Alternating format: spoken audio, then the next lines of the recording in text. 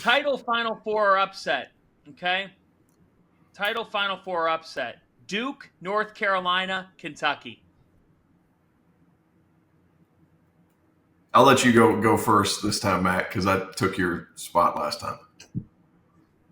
I'm gonna go in reverse order and say that Carolina is going to be upset. I still I think they're better than they were a year ago. I think Baycott's a load.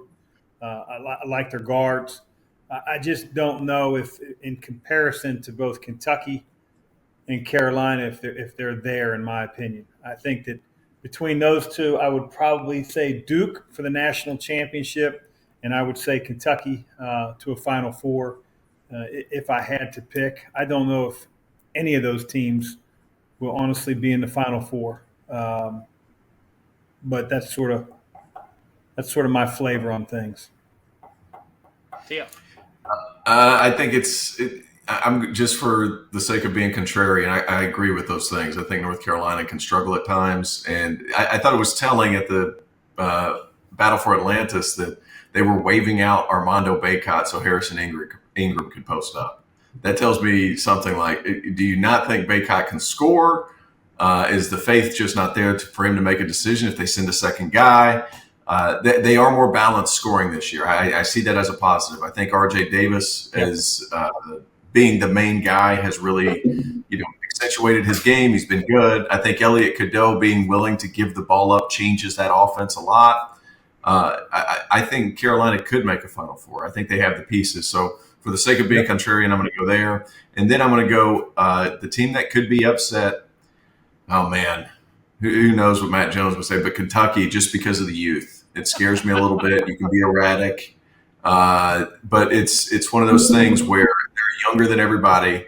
And if they don't get those 7-footers back, then it could be tough if they play one of these massive teams in the first, 2 rounds of the tournament. So let me say this. I'll go Carolina Final Four, Duke national champion, and then Kentucky could get upset. Yeah, I mean, to me, I'm going to say Duke title. I'm going to go, I guess, Carolina Final Four and Kentucky upset.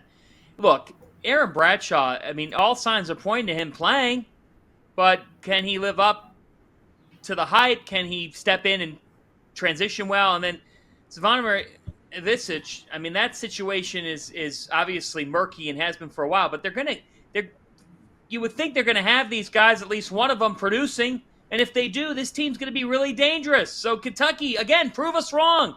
Prove us wrong tomorrow night. You got to move the needle and win. Before we get back to this game, let's talk about Vaulted. It's time to talk about Vaulted.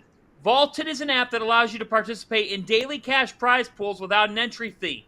It's the place to store your own bold predictions forever. And by using the Vaulted Challenge feature, you can prove you're smarter than your friends. So go download the Vaulted, VLTED app and give it a try for free.